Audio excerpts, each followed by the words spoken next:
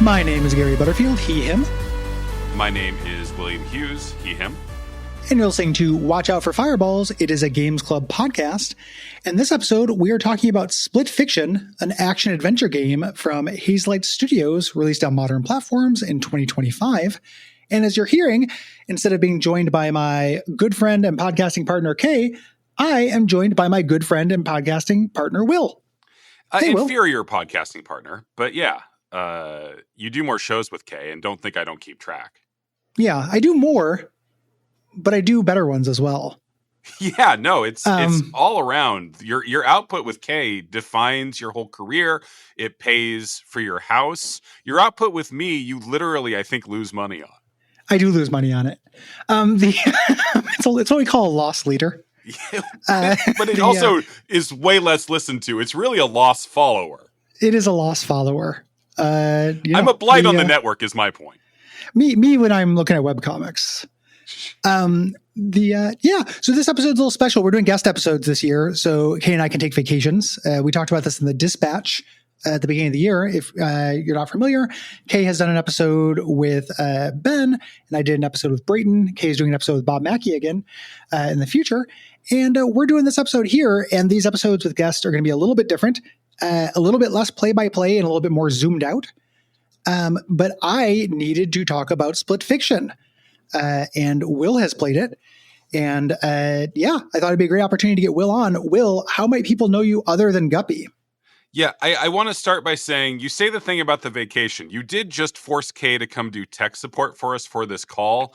Yeah. And she said she's just sitting around the house all day. So I don't know. She literally said doing nothing. Right. I'm just hanging around doing nothing.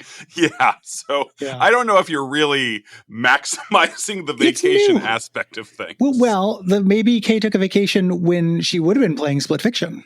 Ooh. Or maybe, is there a word for a vacation where you stay at home? I think it's a vacay stay.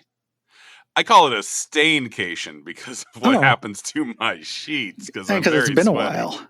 Yeah. How do people know you? Yeah, sorry. Thank you, Gary, for keeping me on track.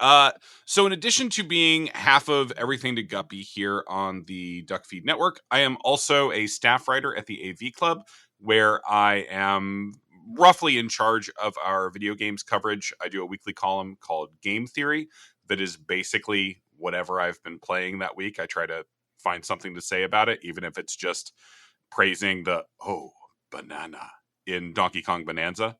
Mm-hmm. And also just generally I write for the site. I write news, I write TV reviews, I pour my brain. What, Gary? Obits. I do write obituaries for people that die on Saturdays. If you die on a Saturday and you're famous enough, I'll probably write about your death and your life. It's kind of like a Russian roulette. 1 in 7 chance, roughly. Yeah. If you die at night, I have a decent chance of being the person who writes it. Yeah. So listen up, Christopher Lloyd. Now, Gary, why did you do that to Christopher Lloyd? Why did you kill Christopher Lloyd with your words? I just think he seems next. I'm sorry. I love him, but he seems next. Gary, can I be honest? I have a pre-banked obit for Tim Curry that I wrote, I think 6 years ago, and the man just holds on. I mean, God bless him. Yeah, yeah. You have to keep updating it with like new feats and sexual conquest and stuff. I don't actually, because he doesn't do anything. He just keeps living. Yeah. Good for him. So, Good for him. I don't want Tim Curry to die, but it would. I don't want him to either. I'm ready for it, though. I'm ready for it. Readier for it than anybody on this earth except Tim Curry. Yeah. And Tim might be a little bit more ready for it, honestly, at this point. The reason why I wanted to get you on this is because Everything to Guppy is a very stupid show. It is. I'm very proud of it, but it's very dumb. And you are a good games thinker. I like how you write about games. You're one of the only games writers. I read basically everything you write. And I like it. And I wanted an opportunity to get what I affectionately call Smart Will on the show. Even though I think Everything to Guppy is kind of almost smart sometimes. Almost smart sometimes. But as a rule, I pour the entirety of my intellect into my job, even if it doesn't always seem like it when you read the things I write. So I usually try not to think too hard when I'm recording a podcast. But I think Split Fiction is a really interesting game. I reviewed it for the site with the help of our features editor, Jen Lennon, who played through the game with me before it came out. I think it is, like all of Hazelight's stuff, really interesting, and kind of the flaws are built into what is great about it to some extent. And yeah. And they're loud. Like, part of the reason why I really want to talk about this game is that it puts me in a weird position where there's so many things I think are really cool about this. I really like it. The things I don't like about it are incredible. Like, incredible in terms of hugeness. You can see them from space. Yeah, if any other studio was doing what Hazelight did, Hazelight would be the second best in the world at doing it. Yes. It is really the only game in town for a certain kind of thing that and I want to say this allows them to neglect this narrative writing aspect of what they do. They care about it so fucking much. They do. They're just not any good at it. It's awful. So this game sold really well. So it doesn't, I don't feel like I'm punching down here. Got really glowing reviews here. The studio, Hazelight, founded by famous curse word user Josef Fares, who directed a movie called Balls. I just found out about that. That's exciting. I don't know about Balls, Gary. I haven't clicked this Wikipedia link in the notes. What's Balls about? It does not say. It's a Swedish film. And you get to see the cover. You kind of get a vibe from the cover, but you do not get to know what it's about. I'm hovering over a Google search for Balls Josef Fares, and it's such a risky tap of the enter button. Delicious fruit from a poison tree right there. Before he made Hazelight, this guy got famous for making Brothers, A Tale of Two Sons for Starbreeze. This was the first episode of Check It Out, Comrade. Mm-hmm. Have you played that? I have not. It is a proto Hazelight game, except instead of it being, it's a single player co-op game is kind of the way that they sell it. You control each brother with a different analog stick and kind of use them to solve puzzles and everything. It's much like you could see some of their pet obsessions. Yeah. The only thing I know about it is the trick it pulls at the end, which does sound very clever. Yeah. And that's kind of a Hazelight thing too. Like there oftentimes is a trick at the end, which is pretty good. I mean, we don't have to be oblique. I can say what the trick is because it touches on their themes. So you spend the whole game with one button to control, like to interact with one brother, and then the other button to interact with the other brother. The older brother dies, and at the end, the way the younger brother empowers himself is by you can suddenly use both buttons to like have his older brother's spirit help him go forward. Yeah, it's like Ornstein and Smo. Yeah, you absorb the brother. It's the first Dark Souls reference of the episode, but not the last. Not last. After that, they have their niche, which is co-op mandatory games. When sitting down to talk about this episode and think about it, I was surprised to find I have played and enjoyed all these games with asterisks. A Way Out was a Watch Out for Fireballs episode. You can hear Kay and I talk about that. A game about two men who act less like humans than anybody in the world escaping from prison. That also has a cool twist at the end. You turn against each other. It's a co-op game until the entire thing, and then you have a shootout at the end. And then It Takes Two, which is the joking name of it is a divorce simulator. I found a YouTube of Josef Fares being asked that question, or he was responding to comments on the Split Fiction preview. And somebody said, "Oh, great, another divorce simulator." And he seemed confused by that. Was he enthusiastically angry as well? No, and he's actually in pretty good mood in this Yeah. one. It's rare because he's an angry guy. Not angry, but like enthusiastic. Like, if people don't know, Farah's got kind of famous because at the Game Awards, TM, copyright Jeff Keighley, he would get up and do these interviews where he would just start like screaming fuck and stuff in the middle of like this, like the Jeff Keighley's attempt to make the Oscars would just have this kind of rabid, hairy man screaming, "I'm so fucking happy to be here." Yeah, he's very enthusiastic, very, very passionate as a man. And credit to him, he did respond. Somebody was like, "Oh, this is more feminist propaganda." And he had the good response to that, which is like, "What? Because it has 2 girls in it? Like, A Way Out was 2 guys. What are you talking about?" Which is the perfect reaction to that. Stupid. That game is very similar to this. In how it plays, I would say. So much so that I feel like mechanics and puzzles are kind of lifted straight from it. But with a different, kind of slightly different, conceit, and then a different narrative framing. That one being 2 people who have no reason to be together, trying to stay together for the sake of a kid. Which is that's the I played A Way Out. I think A Way Out is really interesting. I did not play It Takes Two because I would either have to play it with my best friend or my wife, and either one seemed like a weird game to play through a divorce game with. If you could tank the writing in this game, you could tank the writing in that one. Okay. If you add, it's like this one, but with the addition of an extremely racist book, like an anthropomorphic book that is about relationship advice, who comes in and it has like a straight up, like, I don't want to do the accent. It's a racial characterization accent that pops up. It's like a Latin lover voice, right? It's a Latin lover voice, but it's real big.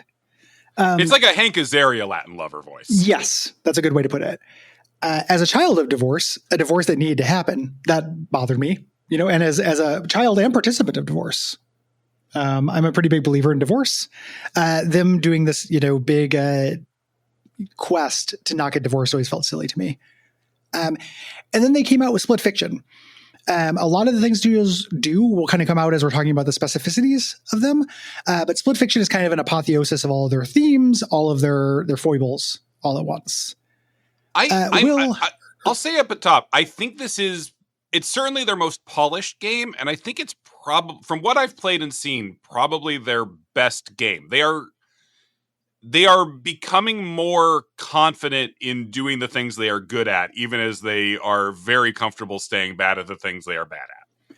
It's really similar to It Takes Two. Yeah, that definitely tracks. Yeah, it does. I mean, it's probably slightly neater, but the gulf between this and A Way Out is huge.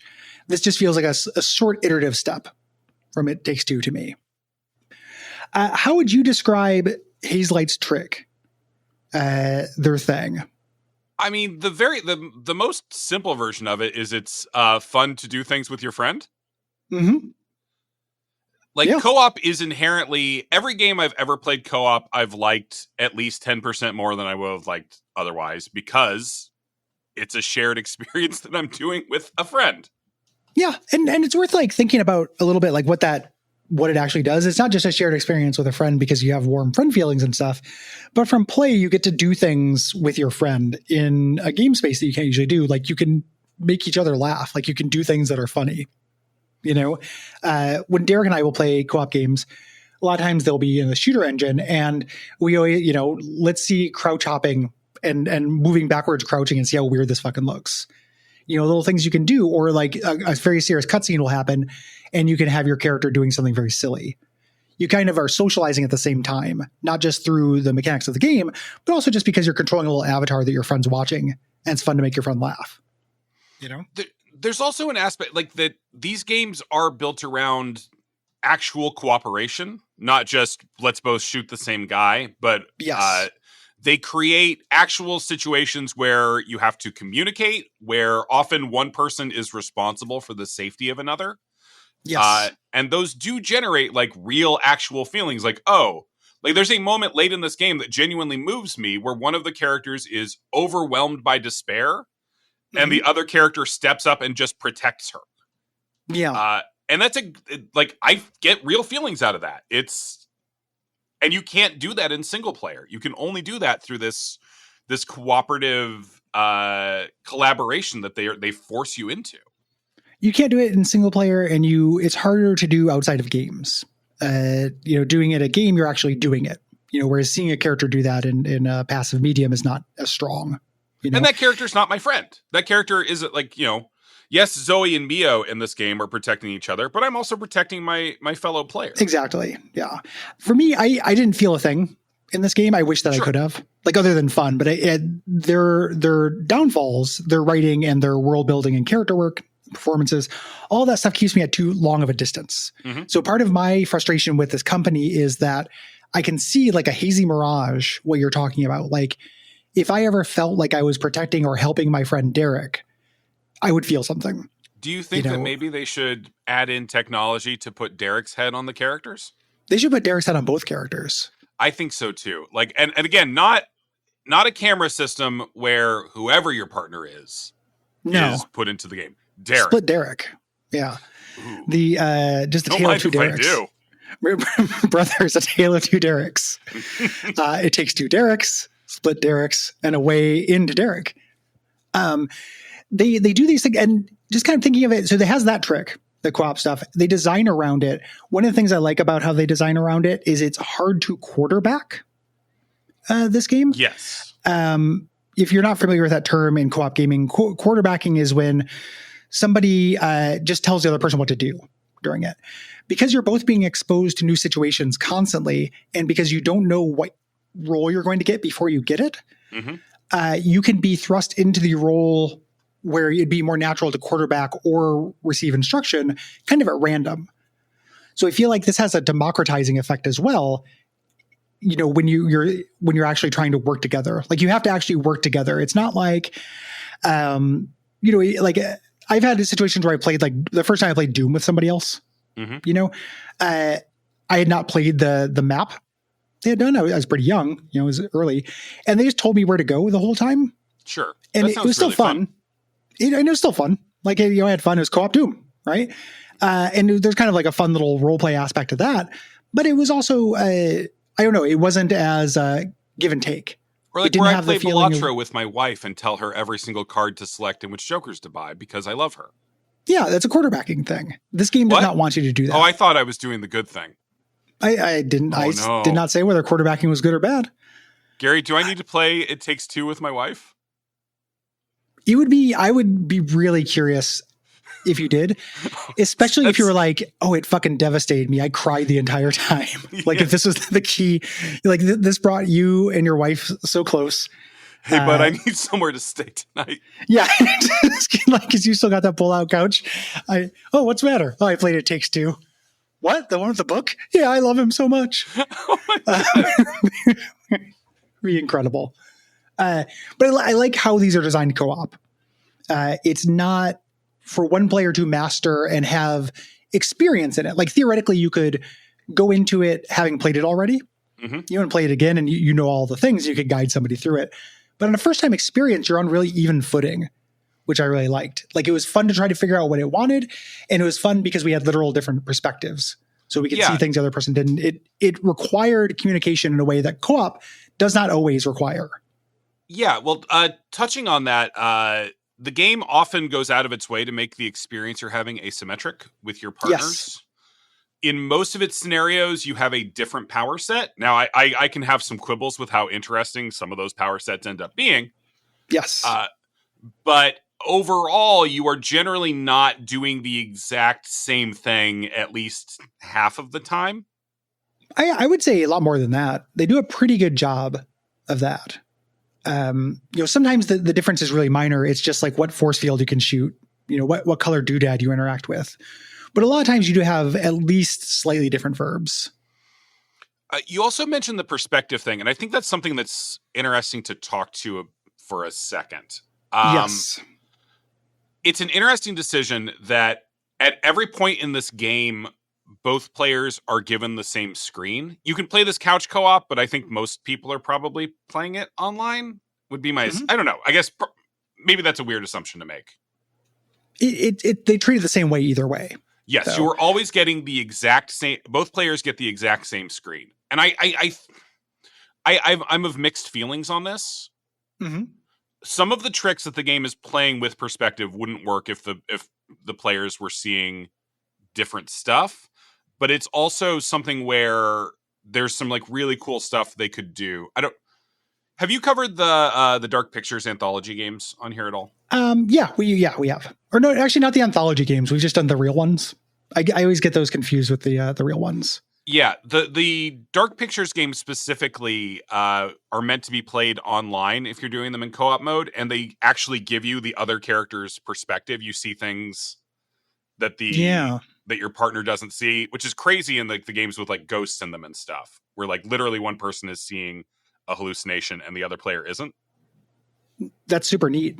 Split Fiction doesn't choose to do that, and it's deliberate. It's a very intentional choice. But I was a little put off by it at certain points because I think we're going to talk a lot about how the characters in this game don't work. Yes, and I've played through this game all the way through as one character and about halfway through as the other, and at no point during either of those playthroughs did I identify with my character. In part because you're seeing both characters at all time and keeping an eye on it. Yeah, and that's in service to the final trick. Yeah, that it does. I think that if they just switched to this view in the end, it wouldn't work. It would be too disorienting. Mm-hmm. It's already fairly disorienting when it happens, but I think they need to train you to kind of keep an eye on both characters. Yeah, they get something for not doing this. Absolutely. Yes. But it is a very deliberate design choice that you have to make when you're making a cooperative game is, are we marrying both players' viewpoints together, or are we giving each one an individual viewpoint? Yeah. And the individual viewpoint thing happens a lot in games that have a split fiction section in them. Mm-hmm. We just covered Resident Evil 6 not too long ago, and that works for that. One character is on one side of the map, they're covering you with a sniper rifle. You get to go in and out of buildings and you see what the other person doesn't. That kind of stuff happens in like Fear. That happens in a lot of co-op games. Typically, though, it's not the whole focus of the game. Yeah.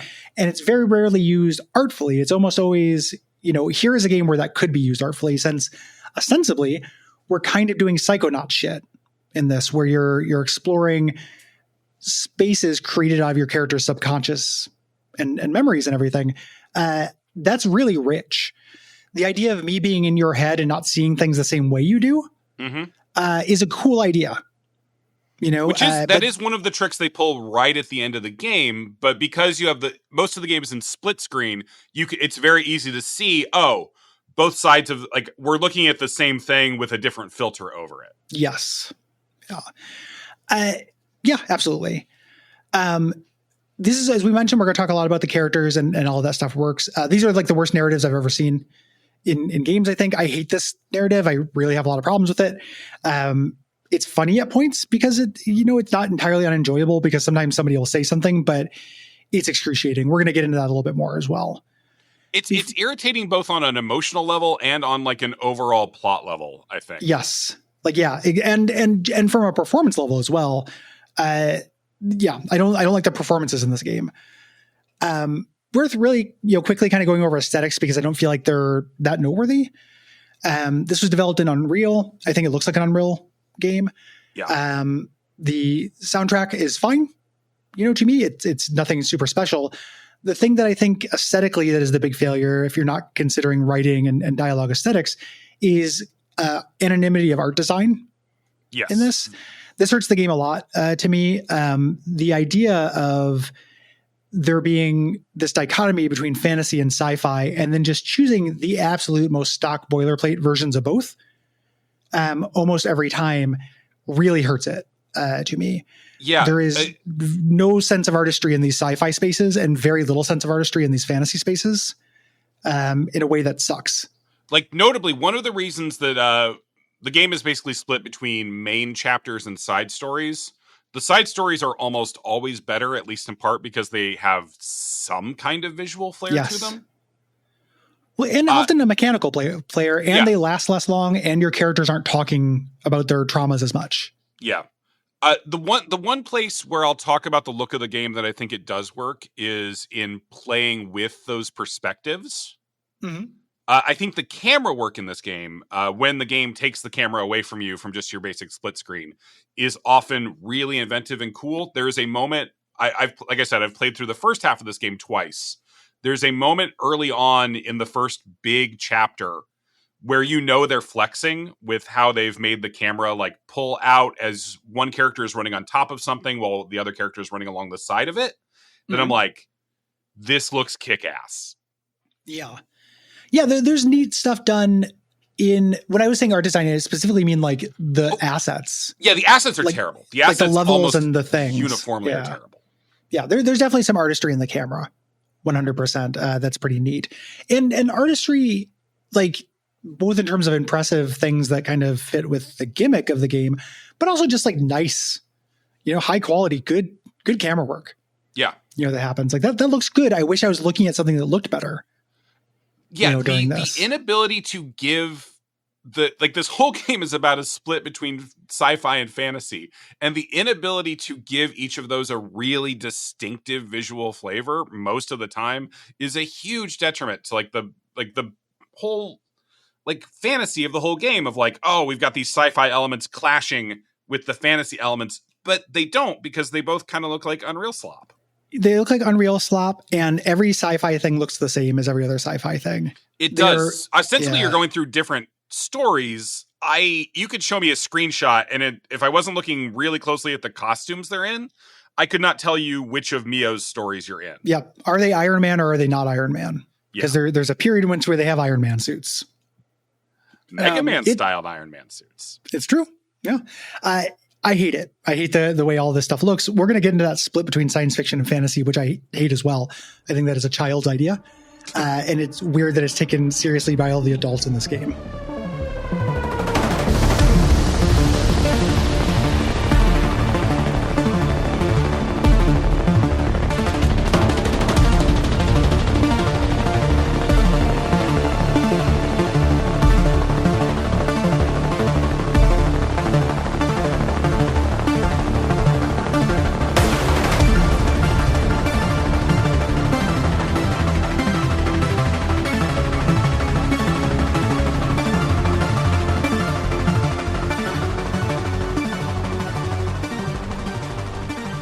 The anonymity is a big thing. We're going to get into the specific blandness of those designs. But first, we are going to recap the plot here, even though this isn't a traditional Watch Out for Fireballs episode.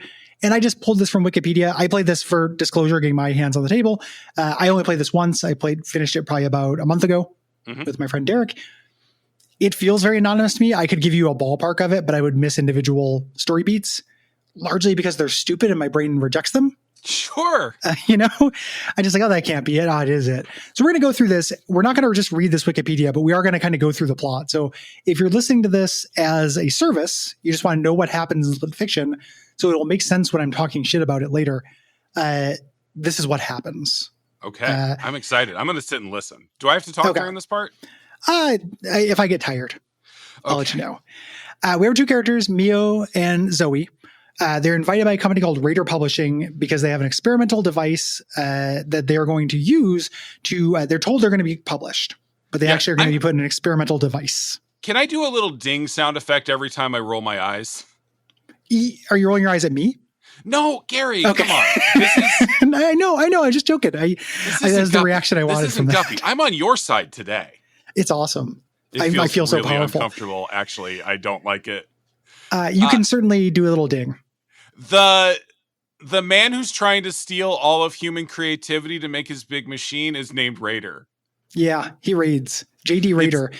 Literally, first eye roll of the game was on the title screen, which shows the Raider. The logo. In this skyscraper, this publishing, complex. Does he actually publish things, though, is my big question. It's extremely unclear what actually happens with this guy. So Raider is going to do this. This is the first time I've seen his name as well, because he just calls himself Raider and everyone just goes Raider. Yeah. But he does it to himself as well. He comes in and he introduces the machine. The idea is people go in these matrix bubbles and they experience their stories as reality. The stories they submitted. Okay. And everyone's just, cool, man, put me in a suit, put me in the machine. Seems good. While this is happening, they're in suspended animation. Mio is a little suspicious though, tries to back out and ends up getting stuck in the same bubble as Zoe. Yeah, she gets she's running around flailing and panicking and gets pushed into the bubble. And people aren't supposed to go into the same bubble. You can't go in the same bubble. And Raider just does this. I love the crimeness of Raider. Holding these people, these children, they're young adults, but very young kids against their will. I also like how we don't give a shit about any of these other writers who are getting their stories taken. Never once. I was like, I'm glad that you pulled this from Wikipedia, because I was like, how does Gary know there's 4 other writers in the bubbles? I was keeping that in mind during the game because I was like, when the machine starts breaking down, other genres should start breaking in. Oh, wouldn't that be what fun? if we went into a side story that was like a noir? It's such a good fucking idea, but the game just doesn't do it. So they appear in each other's stories. Yeah, there are literally only 3 characters in this game, by the way. Yes. I love the interns as well. The interns and the shadowy, the council. The council is very good of because you can tell someone was like, well, we got to have some kind of Chinese person in there. Yeah. What are the different stereotypes of rich, evil person? Obviously, we got an old white guy. Maybe he's a little Teutonic. Yeah. Old British lady and then a Chinese guy. It's like making backgrounds for the Guild of Calamitous Intent. Yes. Windows a little bit without knowing who they were going to be. So they go into each other's stories, Mio's and Zoe's story, and they're followed by this glitch that kind of messes up their environment. They approach the glitch, and this shunts them between stories. They decide what they're supposed to be doing is hunting down glitches. This is based on a lot of assumptions, but they're like, this is going to somehow save us. Oh, it's because that's how the video game works. Yeah, that is they how realize the that they can't go to the next video game level unless they get to the end and touch the glitch. Yes. I'm being glib, but there's so often in this game the characters are just like, let's do this. Exactly. They just decide it's the right thing to do. It's very unmotivated. Raider decides, hey, these ideas that we're getting are too valuable. We cannot shut down the machine. And one of my biggest issues with this game is what fucking ideas. Yeah, let's get into what Raider's plan is. It's not revealed till a little later in the game exactly. Yeah, but we can say it now. This man has created, and Gary, when we talked about this before, you slightly disagreed with me on it, but I'm just going to say it. This man has created the coolest machine in the world. Yes. He has created a device that if you go into it, it takes an idea in your head and creates a perfect, complete virtual reality environment you can run around in with no consequences and do whatever you want. And also, we later find out, the world's greatest therapy machine. It does end up doing a lot of therapy for you. Yeah. I don't mind the idea of like a holodeck. That part doesn't bother me. The weird idea of submitting a story and then running around in it, that's fine. The idea is it also sucks it out of you. That's his thing. He has created this incredible virtual reality machine in service of stealing bad ideas from the worst writers in the world so he can make it's an AI metaphor. It's obviously an AI metaphor. Yeah. He can make procedurally generated stories, which ironically, these characters' stories feel exactly like that already. Just very, very boring, very, very boilerplate. But his idea is if he steals all these stories from people, he will just kind of have them. Now there's a weird, they were submitting their stories to be published. He had them. But he needs all of the that's like the big evil twist is he's not just taking the story they chose to sell. He wants all of their stories. So with this publisher, if you submit your manuscript, it gets all the manuscripts you've ever thought of, including ones when you were 7. Little fantasy stories you thought of when you were a tiny kid. Why? I don't know. There is no value to that. Control of all human creativity is what they say in the video game, an actual line. They do say that in the video game. He wants to have total global saturation of creativity. When he's already made a fucking holodeck. He owns a holodeck. And this is ostensibly for money. Yeah. He talks about how much money it's going to make him. He does have a holodeck. So just to throw it out there, he also already owns the Raider Necroplex or whatever the fuck. Yeah, it's a tall building. He's got 2 interns. Yes, he's 2 people work there. No security until the very end. No. So that's his twist. He's going to get to the things that are dormant in your memory. They decide to get more glitches. Zoe said, I love this in the Wikipedia. Zoe suggests finding more glitches and it may stabilize the system. Sure. Yeah, that's cool what guess. glitches do. It might. They do. Raider is going to spend a bunch of time trying to bribe them and try to convince them to relax. Not going to work. They go back and forth between fantasy and science fiction a bunch with a really irritating one-upsmanship. They start out with fantasy is dumb and sci-fi is cool and vice versa, as opinions held by them very strongly that nobody in real life has ever thought. Mm-hmm. We should maybe go back for a second and talk about our two main characters. Because the whole game lives and dies on how much you can stand these two people. Yes. Mio is the sci-fi writer. She is a little bit more cynical. She likes action. And she's a little bit more guarded. She's less optimistic. And Zoe is a smile machine, a happy, endlessly optimistic smile machine. Zoe's along for the ride, but just you wait. In the end, there'll be kind of sort of hidden depths a little bit. Yeah, not as dramatic and not as focused on as much. Sorry, what was that, Gary? Her depths are not as focused on or dramatic at the end. Like she kind of gets this little postscript therapy. Yeah, both of these characters, you can tell from minute one, have some sort of deep-seated trauma that is, in the one hand, making them super guarded and paranoid, and the other so aggressively cheerful that it looks like her face will fall off. Yes. And they're constantly saying things like, science fiction, ooh, guns. I wish that there were fairies. Fairies are dumb. I wish there were spaceships. They just say things like that out loud to each other. And it sounds like Gary's being reductive, but that could have been a line from the game. I promise I'm not. One of the things about playing this game, one of the joys is constantly being surprised by how shameless and stupid the shallow these positions are. And it's not like something has to be realistic, right? Like part of the reason why this bothers me is because these characters do not feel real. These are disagreements no one's ever had. Mm-hmm. I'm sure there are people who have a preference between sci-fi and fantasy. They go to the same convention. There's not a very big difference between those genres in real life. Like they bleed together all the time. And every human being you've ever met is better at articulating why they prefer one over the other than the characters in this game. And cares about it less than this. Like would never look down on somebody for not liking it. And the fact that they act like these weird machines to kind of parrot these points no one's ever had has a powerfully distancing effect to me.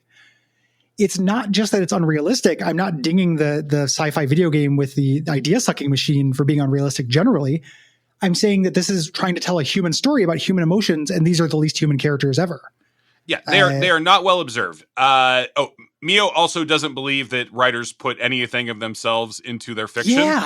Yeah. Zoe's constantly like, well, what is this story saying about your life? She's like, what do you mean? It's just explosions. I like them. Yeah, it's just lasers. I just think lasers are cool and violent.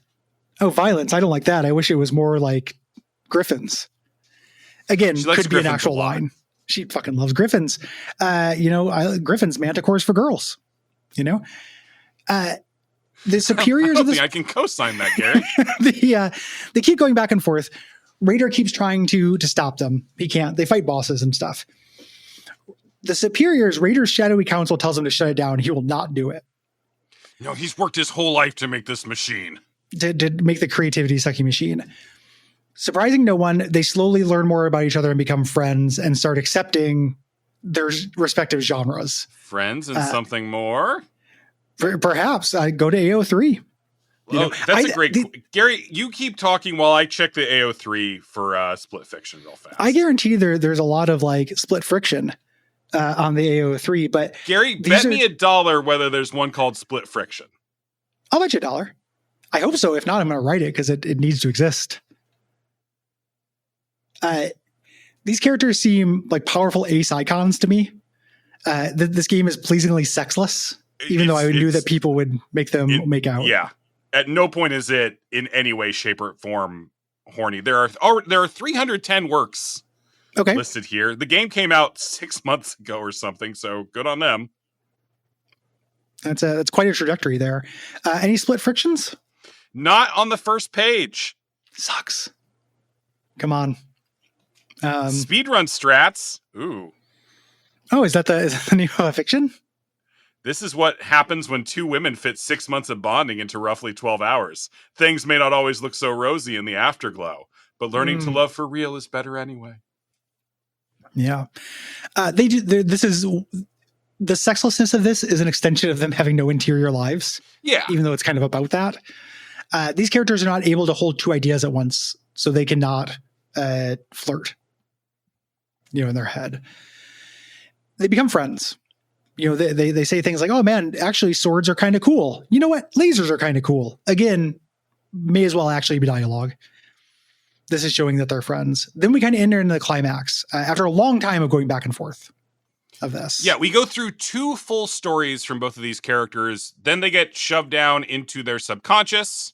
Mm-hmm. And then the game finally does the thing you were expecting it to do the entire game, where it mashes up elements. Yes. Mio is fighting Dark Mio with Zoe's help. Her trauma, she can win because she has a friend there. And it turns out that Zoe is upset about her sister who died, who she more or less had drowned. It's a little bit like if you've seen The Penguin. It's a little bit like that. It's like The Penguin. Yeah. Zoe in a lot of ways is like Oz Cobb the Penguin, I think. Yeah. Well, the prosthetics. That's how you get that smile on there. Actually also played by Colin Firth. Yeah. Just under Colin Farrell. You've mixed your Collins like a fool. That was a good joke if I didn't fuck that up. Boy. What might have been, though, is what might have been so heartbreaking. Yeah, I know. Well, Gwen, fix it. Fix it. Make Gary have said Colin Farrell instead of Colin Make it funny. Gwen, make it funny. They keep fighting back until Raider decides to become a lawnmower man in the machine as the barriers between their subconscious and the 2 different styles of fiction are breaking down. As they fight. The very closest this game gets to satire is the idea that every tech bro is just a guy with a god complex and a lot of money. Yeah, there's definitely like Elon Musk in him, even though he's more charming than Elon Musk. He doesn't sound as wooden and gross, which is weird. Defeating him destroys the machine. Sure. This is when the security shows up. Very funny. They can't get into the door, though. They don't have a key. And then we flash forward to where they're friends, and they've written a book called Split Fiction, which they leave on Mio's father's grave. Very funny. Yeah, we didn't talk about it. Mio's dad has cancer and is he's sick, and she wants to get money, so she's going to become a writer to pay for his treatment. She's got. I made a story about what if people shot laser guns dressed up as Iron Man. I'm going to use this to pay for your treatment. Squid Game, it is not. I kept joking about, okay, we're going to go by my sister's grave too, right? Right? At the end, they don't. But they're her best friends. Her grave is probably in England. Zoe is Zoe English? She has an English accent, but it's hard to tell. I figured her grave would be underwater, but I could be wrong about that. So why did you think her grave would be underwater? Because she drowned? Yeah, because I thought it'd be funny. I don't know. It was funny. I'm sorry. I know you're used to getting softball layups in this show with your comedy. Gwen will make you laugh. Wait, let me give just a clean laugh for Gwen to use, because I edit Guppy, so I know how hard this can be. Yeah. Perfect. Thank you. I'll take it. Because if it sounded full-throated, the listener wouldn't believe it. No, well, there's also effects we can put on to make it sound more full-throated. Like we do a whole bunch of post-processing to make me seem funnier. So that's overall the plot of the game. There's a little more to it than what we've said. Kinda. There's a lot of the middle of the plot of this that feels really running in place to me. One of my big issues with the pacing of this is I think there's one too many zone for each of them here. And this is putting aside, you spend a lot of time on these side stories, and I can't complain about those because mechanically, those are my favorite bits. And story-wise, those are my favorite parts, period. I was always looking for those because they would be fun. They would be a change-up. The thing is, each character only gets 3 sections in the game. Yes. It's just each section is 3 hours long. It's quite a long game. It's longer than any of their other games. Not long, like Red Dead Redemption 2 long, but long for what it is. So here. Mio gets, her first one is Cyber Ninja Revenge, which is, at first I thought it might literally just be about parking tickets. Yes. There's the antagonist of it is constantly talking about you have to pay your debts. It's about medical debt and taxes and stuff. Yes. It's double subterfuge. She's masking her anxiety about medical debt with debt about parking tickets. Mm-hmm. here. I also liked that. If that was her trauma, that would be funny. One of the frustrating things about this game is that it will verve into something that would be very funny as parody. Yes. And then not do it. Because also from like minute 10, maybe, you're like, oh, these characters both have deep-seated traumas that they are trying not to talk about. And I'm going to spend the next several hours getting them to very slowly open up about it. It's also real quick while I'm, people not acting real, just the idea that these two characters, one of them's like, I like sci-fi, I don't like fantasy that strongly. The idea of having an opinion that writers do not draw on personal experiences. Completely insane. A completely insane thing to say. Yeah. Like there's current discourse around that with people, the curtain was blue because it was blue, right? That's like a thing that's going around where people are angry about subtext. And like many things, the truth is actually like a little in the middle. Like I think it can be annoying to assign symbolism to every single possible thing. Sure, but stories are usually about something. It's not about a cyber ninja going and fighting robots. That's not fiction. Like that's not art. And this is but even if you are a literalist, characters will just say what things are about. They don't even have to, you don't have to be, pick up on symbolism and subtext necessarily to have a story be about something. There are several stories that are just about what they say they're about, but they do say they're about something. It's not just about the action that's on screen, right? One thing I think about a lot with this game is how dog shit these stories must be. Oh, they're the fucking worst. Like Raider wants to get his hands on this stuff and the story is about them walking through corridors. Yeah, or like, okay, and then the cyber ninja jumped, did like a double jump and then a dash to the side. Like even if you're not doing that, I'm joking, like if you're not doing that moment to moment gameplay as the writing, then it's just, and then they hijacked a car and they were flying through the sky and then they crashed and then it's... There are almost no NPCs in these characters, in these stories. Yeah, for almost. To talk to. Sometimes you'll get an antagonist that talks, but almost never. Pretty rarely. It's almost like Raider invented a machine to download the entirety of GameFAQs. Yes. And is trying to create all creativity with that. It's fucking dumb. I would love at the end we fought a giant thing that CJC. Said, yes, or if this is posted anywhere except GameFAQs, you are reading it illegally. Yeah, just a huge stamp comes down and tries to hit you, and of course it makes rings that you have to jump over. So I want to camp on the dialogue for a little bit. We talked about it a lot, and we're kind of talking about it now. But this is a dialogue failure. The dialogue in this is very clunky. In addition to characters having saying things that no one would ever say or having opinions no one ever say, there is tons of really, really sub-Marvel movie quipping shit. These are jokes that aspire to the elegance and grace of they fly now, they fly now. But like worse even. Like that's what I'm saying. They aspire to that. Yeah. But at their best, they hit and they fly now moment. At one point, I think they literally do say they fly now. That's great. Fighting these drones. I think that literally happens in it. But characters, and they talk constantly. Imagine if you had like a speed or a crank disease where you had to do a quip about the current situation you're in every 10 seconds or so. Gary, you've just flashed me back to every stream I've ever been on. Yeah. It sucks. No. Imagine people who aren't as fun as Will having to keep the ball in the air no matter what. They can't talk about their real life because they're guarded about that. And they also weirdly don't talk about their situation other than just making assumptions like, oh, there's glitches. Okay. We got to get the glitches. Okay, let's move that out of the way. Now let's just say stuff like they fly now. Every once in a while, they're like, hey, this actually looks pretty cool. And I'm like, yeah, good. At least you're kind of enjoying the fact that you're in the amazing holodeck. Yeah. And also, so this actually looks pretty cool. I was wrong about fantasy as a thing. Thematically, what this is trying to do, there's a couple of things. It's trying to, there's themes about, again, using art to work through trauma. Mm-hmm. The game believes that is a good thing. You should do that. Yes. It is a good and necessary thing.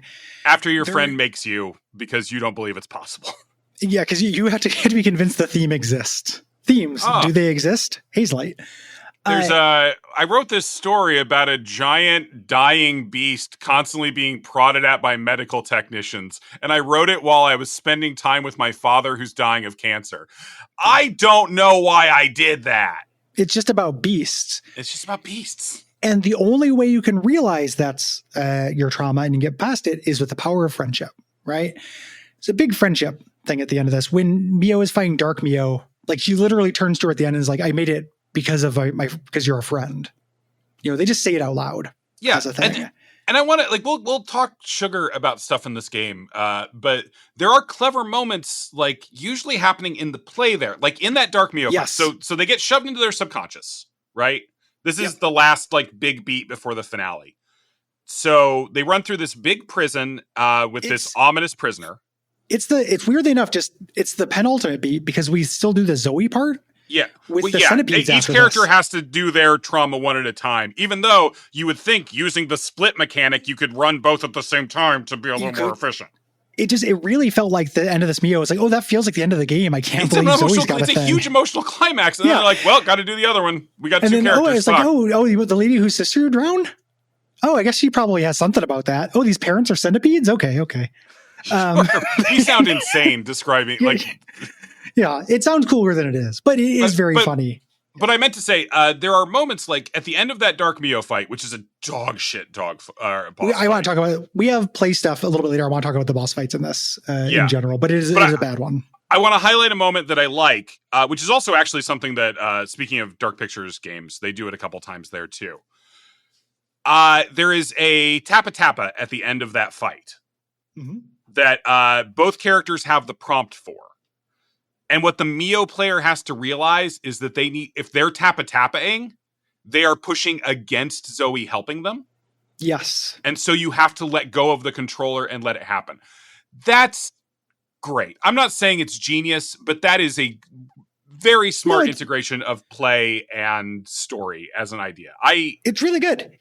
It reminds me of one of my favorite player story interfaces, which I can't remember if I talked to you about this specifically, because it's ancient history in terms of video games. But something like that happens at the climax of the first season of The Walking Dead, where you are strangling the antagonist, the person who has as your surrogate child. And if you stop when the game tells you to stop, he gets away. But if you just keep doing it after the game keeps telling you, if you're just that passionate about it, you'll kill him. Yeah. And the game stops signaling that you can do that. It reminds me of that. And that's really clever. I eat that shit up.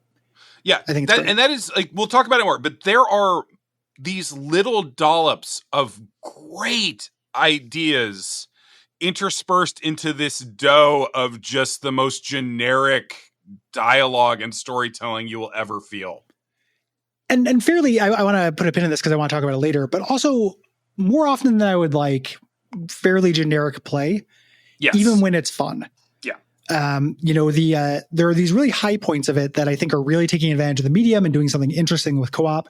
There are infinite, it feels like, scenarios where one person can manipulate the level and the other person has to move through it in really minor variations. That happens a lot. So, like, thematically, whatever this is trying to say, either is already said and is not really worth saying. It's just an assumed thing. Or it fumbles. I don't feel like there is a strong statement about art or friendship or creativity in this. Yeah. The other major thematic thing it's trying to do is to be a conversation about AI. And I'm someone who thinks AI is dog shit. My industry is actively under attack from AI. I really think that 99.999% of the time you are not getting back anything remotely what you were spending to get it, right? Yep. I don't think this game has one interesting thing to say about that debate. No, not even a little bit. And it's such a layup, right? Like, we're living in the middle of that right now. It is being forced down our throats constantly by everyone. I don't know anyone who likes it. I know they exist. They have to. But I don't know anybody. The arguments against it are obvious and there's passion behind them. People feel very strongly about it. You get the sense that this is something they wanted to talk about, but they don't have very strong feelings about it, and they're not very well thought out. I mean, it's literally just, it's bad.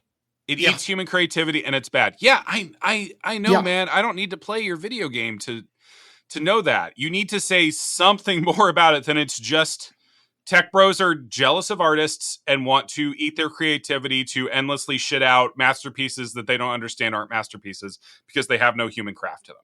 Yeah, because they're jealous, I can get that in thing. 6 seconds on Blue Sky, man. You don't need to make a video game about it. You don't even have to want to get it on Blue Sky. It just happens into you. Yeah. You log on to Blue Sky and you get that take because it's the correct take. It reminds me a lot of in high school when it's something a teacher told me. We were doing speech and doing debates and saying you can't do your speech subject on world hunger because everyone's against world hunger. You can talk about the parts of it. You got to be more specific. Basically, this game is not being specific. I mean, you're pro. I kind of like it. I think. I don't want to like go off on my soapbox here, but I'm mildly pro world hunger. No, you have the floor. We're making good time. Well, it's like how in Mad Max Fury Road the hero says, "Don't let yourself become addicted to water." I do know that scene. Yeah, the hero gets up and reminds everyone that water is just an addiction if you let yourself get addicted to it. It's the same way I feel about happiness, really. But just, maybe we don't need as much food, right? Or maybe just some people need all the food. It makes me wish there was a cut of Fury Road where instead of saying don't get addicted to the water, he said don't get addicted to the food.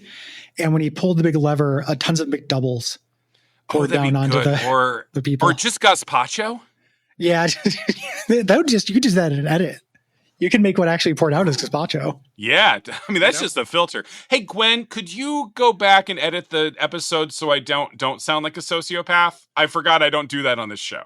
Yeah, it's hard not to gup, but it's good. I like it. Giving everybody a little taste. If you like this, everything Guppy's not actually that much like it, but a little bit. This bit would be a whole episode of Everything to Guppy. Sure, it would just be me going on and on about how people should starve and how I think that's good. It's a deeply political show.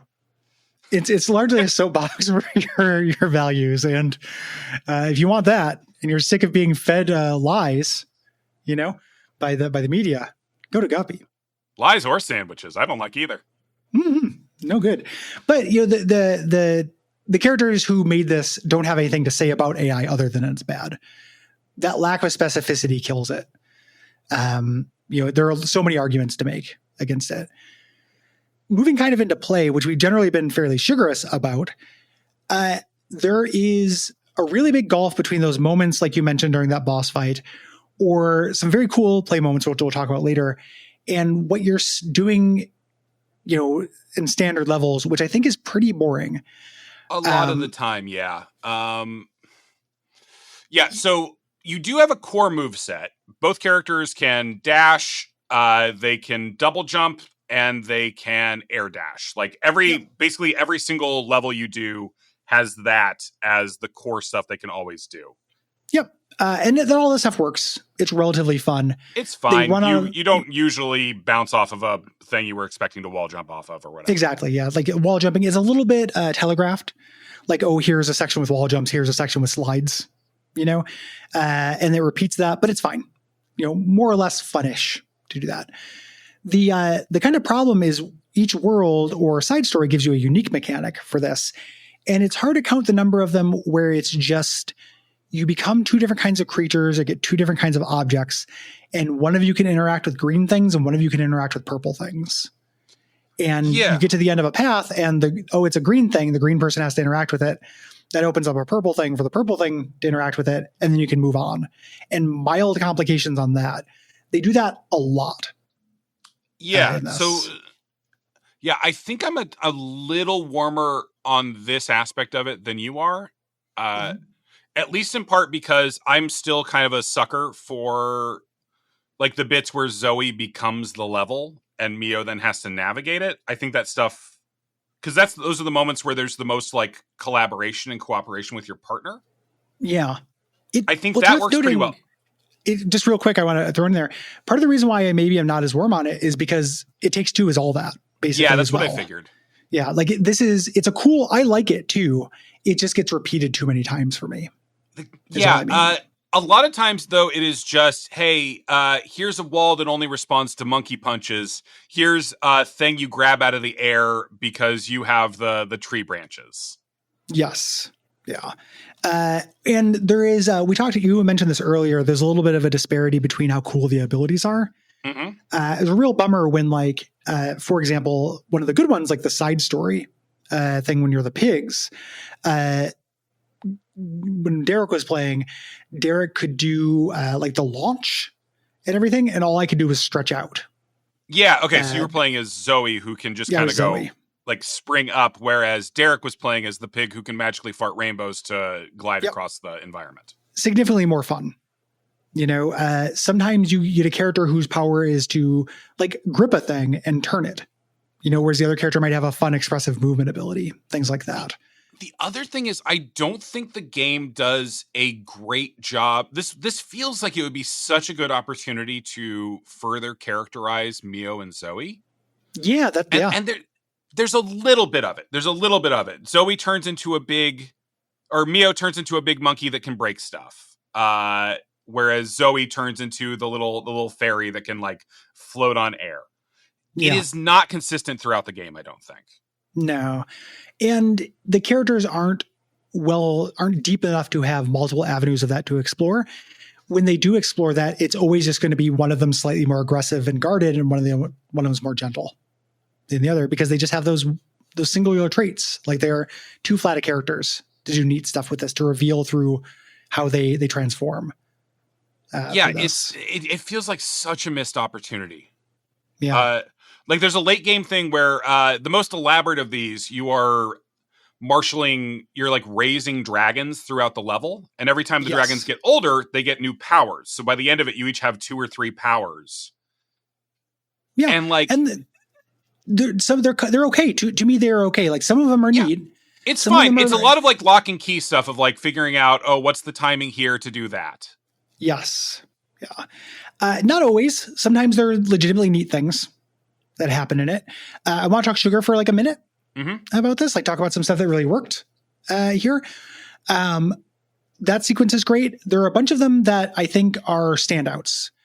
One of the things before I played this was people talked about how cool the ending was. And the ending is cool, where they kind of mix the fictions.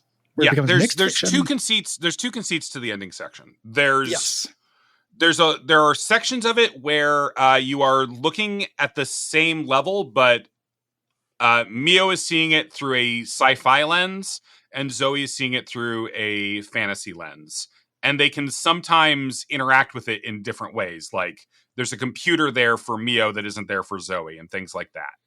The meta in Shadowrun terms, the metaphor is different over it. So if you're imagining 4th edition Shadowrun, which I know you are, everyone is. There's a different metaphor over the experience for them. That stuff's pretty neat. And looks then really the other visually conceit cool. that they do there is you can start. There are sections where you move across the dividing line of the split screen. Yes. So you're literally moving back and forth between the 2 universes. That, A, it doesn't wear out its welcome, and B, it just feels really cool.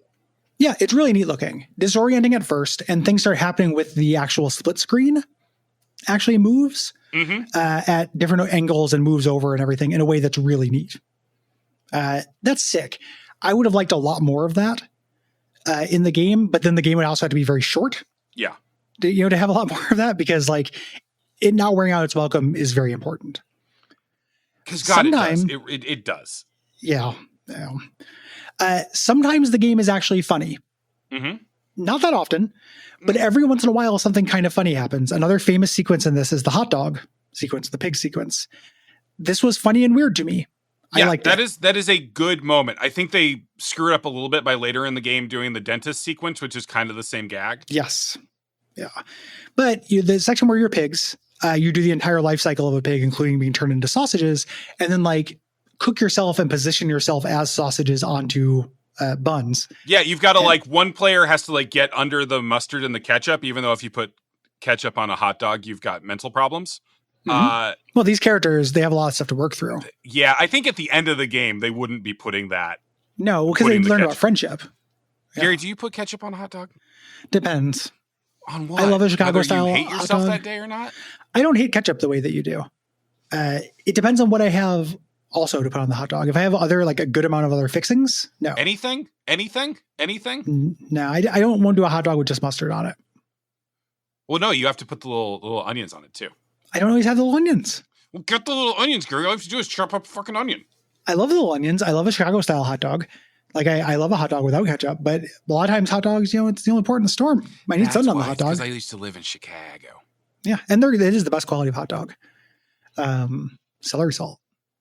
You also call out in this bit in the notes the pinball sequence. Yes. So late game, you get shoved down into your subconscious, and for some reason that gives you both of your characters drone powers. Yes. This is, I think, a section where Mio gets way cooler powers than Zoe does. Yeah. Yep. Mio has like a swarm of nanomachines that can transform into different stuff. There's a really good bit there where she can like be a boat that Zoe has to ride around in that I think is really cool. Yep. And Zoe has magnet powers. Yeah. Kinda. Yeah. And you don't have to, I kept overthinking this. I kept thinking you had to aim them or be closer. You just turn it on or off. Yeah. At that's how magnets work. You know what? That's true. Take that, ICP. We figured it out. We figured it out, idiots. There's a pinball section where one of your characters is a pinball and the other one is controlling the machine. Yeah, Mio hacks into the machine, so she's controlling the flippers while Zoe is the little Samus Aran ball. Is moving around. That was a blast. It's great. When people talked about the end of the game being a showstopper, I assume this is what it was because this was so fucking fun. What it reminded me of is when we were in Duckstream and we were doing the mixed controller Mario World, which is some of the most fun I've had at Duckstream. Like I love that as a thing. Yeah. TM, the McElroy brothers. It's another thing the McElroy brothers went back in time to steal from me. Yeah. But that idea of you just kind of intuiting with Griffins. Yeah. they're McElroys for boys. The idea of that kind of mind melding, where we're both intuitively doing something without having to talk about it to get through this stuff. Like it fires that. And that's really special to me. Yeah. And super, super funny. Super fun. Or not funny, fun.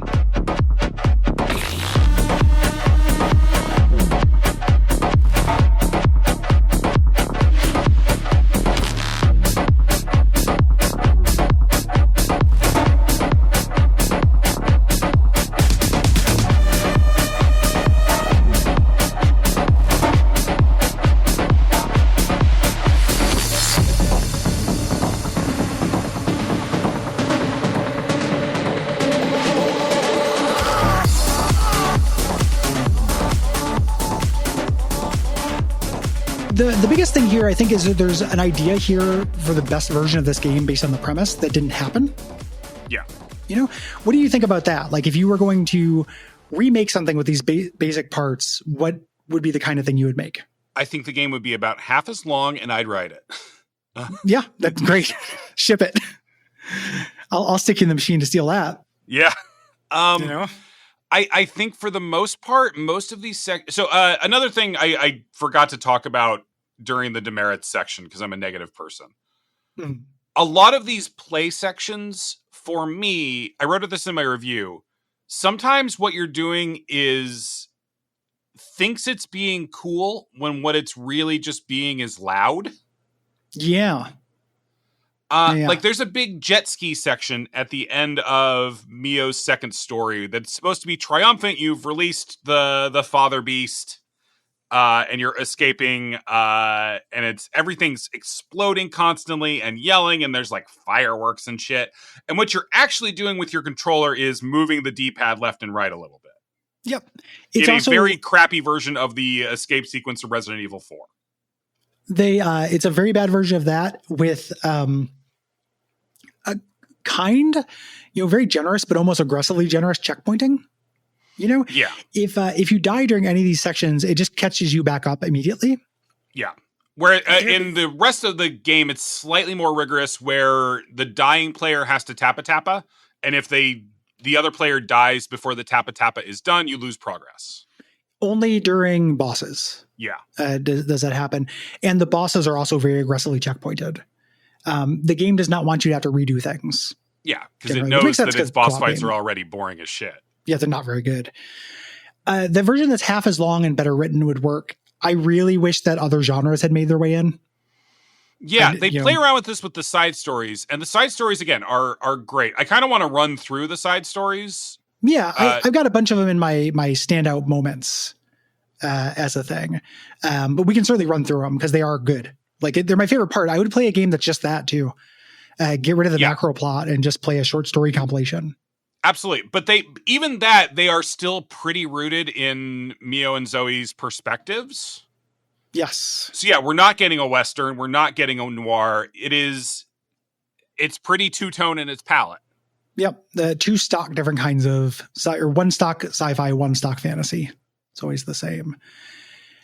Any other kind of like specific what's rights here that aren't, more generalized rather, before we kind of go through some side stories, then go through our final highlights and everything? No, I think we've touched on most of it. When the cooperative play is doing anything clever, it's really clever. Yeah. Again, this is a game with more clever ideas in it than most games I play. It's just that they're spread out throughout a lot of pretty stock stuff, buoyed up with some pretty subpar writing. Yep. Yeah. Some real slop. Those highlights, it's the kind of thing, that kind of moves, is a wrap up kind of thought for this, but this idea that like Hazelight justifying its existence, right? Like this is every one of these games that I've enjoyed and had huge asterisks with, I'm still glad they're there and I will probably play their next game because of those moments. They're good enough to play, but as a holistic work, it kind of sucks. So it's a little bit hard to reckon with. And I think we'll probably say this again in the wrap up thoughts, but having a friend there to roll your eyes with at the dialogue, yes, it does do a lot of spackling. It made me think about how excruciating it would be if you were with somebody. It was the opposite. You had somebody who was taking you very seriously. Oh my God. And was not like rolling their eyes, and they're just like, "Oh man, shut up. She's talking about her dentist. Shut up." And just like trying to imagine that. That's an alienating feeling of like when you sit down to show somebody something they don't like it. Mm-hmm. Oh, you got to watch the sketch. They don't like it. It'd be like that, but for 12 hours. Horrible. Yeah. Horrible. Let's go through the side stories. A bunch of these are my kind of highlights as well. So this will kind of take care of that. Yeah. For that, I've got the walkthrough open here to kind of look at them and see what they are. So side story number 1, they have names, I guess. The Legend of the Sandfish. This one's kind of mandatory, and it's one of the lesser ones of these. It's kind of a vaguely Arabian-themed area where you're sliding on sand, and there is a fun little mechanic where you're having to set up pounders to walk without rhythm some sand sharks. Yeah. So you can cross some slow-moving, some like quicksand stuff. But referencey. This one, I don't barely remember it. The next one is the pig one, which we mentioned. Yeah. The pig one's great. And one of the reasons why it's great, one of my favorite things that the side stories can do in this and also happen in Takes Two and in A Way Out is just you hang around. Like I wanted to talk about. I'm so glad you brought this up. Yeah. They give you a zone just to kind of be in. The best part of A Way Out is the part where you're at the farmhouse. Yeah. Technically it's the best part of A Way Out is playing Connect 4, which is a better game than A Way Out. Yeah. But I get it. They do put a fully functional Connect 4 in there. Yeah. And Connect 4 is fun. But having little doodads you can fuck around with while you're hanging out with your friend. And they're just kind of chatting. The jokes are not execrable. Yeah. It's fart jokes, but yeah, it's at some point Zoe wrote a story about two pigs who fart rainbows who get turned into sausages and dressed in a non-Chicago style. Pretty fun. Like really fun just to hang out. Right. It's the first thing in the game that really looks like distinct. It's not just fantasy jungle. It's not like Oblivion palette for something. The next one we have is the mountain hike. Yeah. This is one of Zoe's stories where you're going up a mountain. And there's giants everywhere that are helping you. Yeah. The only thing I actually find notable about this one is that this is the only side story that I think is kind of easy to miss. Yeah. We should talk about that briefly. Narratively, they're doing the side stories to like save them from Raider. There is nothing there's nothing in this game you do to change the outcome of the story whatsoever. This is a strictly linear thing. Yeah. These are portals you see. Your characters will comment on them when they see them, but some like this one is a little bit hard to miss. Yeah, they don't comment on. This is the one they don't comment on, and it's behind you when you get into an area. So I completely missed it my first time through. Yeah, they'll literally say, "Hey, there's a side story. We should check that out." But this one they don't. Oh, and they are kind of neat because around the portal, the side story bleeds into the reality a little bit, which is again the kind of shit I wish the game was doing all the time. Yeah, so you'll be in a fantasy zone and there'll be like a terminal. Yeah, like a sci-fi terminal there. The next one is called Train Heist. This is like a shooter or shoot 'em up rather. I did this one maybe 6 days ago and still barely remember it. Yeah, not a whole lot to it. It's a nice gameplay switch up. Yeah, you're chasing a train, and then when you get to the train, you do shmup stuff. Yep, and it's not a very good shmup. Yeah, whenever you put a shmup in another game, it's never good. Big shout out to the Jade Empire shmup. Jesus, everyone forgot about. The next one I really like. There's a game show where the idea it's like a dystopian, death game show where you're. Mio has come up with this amazing idea of what if there was a kind of feminine coded computer on like a hanging down gamble that's kind of sarcastic and mean to you. Yeah, kind of Happios or like kind of Cheerfulos. Yeah, I like that, Gary. I don't think they say that in the game, but that's a good name for it. Yeah, it's something about like but it's actionably GLaDOS. Who? Oh, Happios. Okay, there we are. Yeah. But yeah, I mean, amazing. I really dog on Mio for not having any creative ideas, but damn, she really came up with one. Yeah. A computer that's passive aggressive. Amazing. Yeah, really, really good. I think this game is good and kind of hard. Kicks ass. This is the coolest bit of game, like straight, like actual challenge, having to coordinate gameplay. You have a bomb. You're trying to deliver a bomb to the end of an obstacle course. If one player holds the bomb for too long, it goes off. Mm-hmm. In a very nasty, clever touch, throwing is a button and catching is a button. Yep. You can't just kind of hurl it and have it like auto magnet into the other player's hands. They have to know the bomb is coming and hit the button. It's not complicated most of the time, but you do have to say like, hey, throwing, catching, throwing. Yep. You have to do that back and forth, and it's really cool. And you are moving through an obstacle course, 2 obstacle courses. As you do this, and you need to stay roughly on pair with each other because you cannot hold the bomb for too long or it'll blow up. One thing I liked about it is the courses are mirrored. And they get more complex. You do this, I think, 5 or 6 times. But one thing I ended up doing while I was doing that is because you need to keep track of where the other player is, because if you don't have a sight line, you can't throw. Mm-hmm. I would take my perspective and turn it to the side so I could see my friend's level. And I would and I would use that to navigate my level because they were mirrored. So the game was forcing me to do a trick with the perspective that was like really cool. It's really neat. And this and the pinball felt like they could be full games to me. Absolutely. Not full 12-hour games, but like there was something here. Really love this. I thought this was great. Next one's okay. It's another sci-fi one where you're in a sci-fi zone that's collapsing and there are pulses. You have to get behind shields and you can create shields for yourself. Yeah. As a thing. This has a clever moment at the end. Yeah. Where your shields are on a refractory period and you have to realize that you can be under the same shield. Mm-hmm. So if you go solo, you will get hit before you can recharge. But if you ping pong, if you kind of juggle them, you'll stay protected.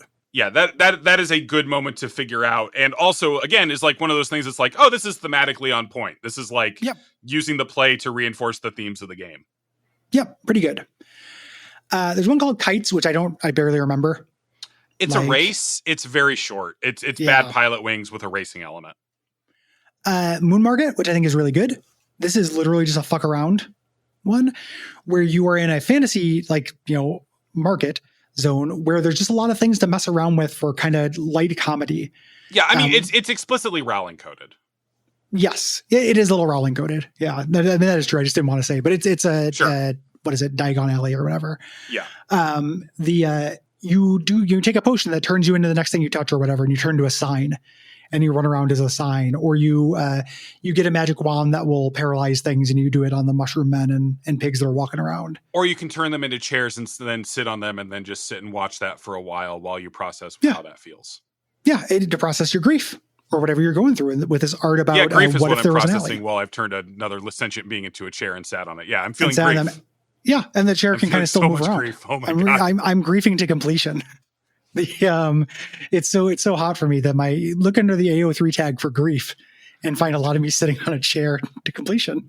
This one feels like it might have been a draft for a full Zoe level and then they were like, no, the levels need to be more linear. Because all you do is you go find some cats. Yeah. In it, like the actual gameplay part. But the hang around part is really fun. And there's a ton of mechanics in it too. Like you get all these different little spells and stuff. Yeah, really neat. Also has the Dark Souls reference in it. Yeah, yep. You can find a bonfire in it.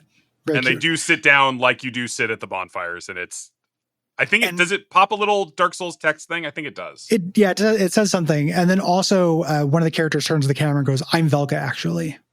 Yeah, we finally found him. Oh, and the other one says, enjoying this big cup of Solaire soup. Yep. They do the memes and the lore. This next one sucks. The notebook one. You don't like it? I know it. Okay, so it's very coded like a 2009 indie game. I grant that. Like a specific 2009 indie game. Like I played games that are just this. I know.